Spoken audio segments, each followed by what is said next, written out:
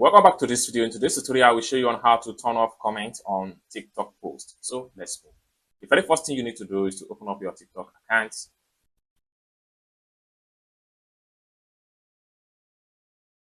Next thing you need to do is to click on your profile.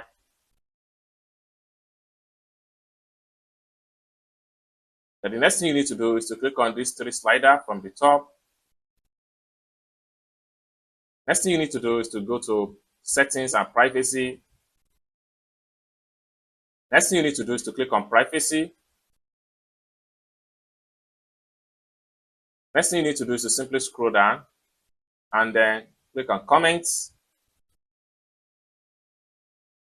Next thing you need to do is to click on allow comments from.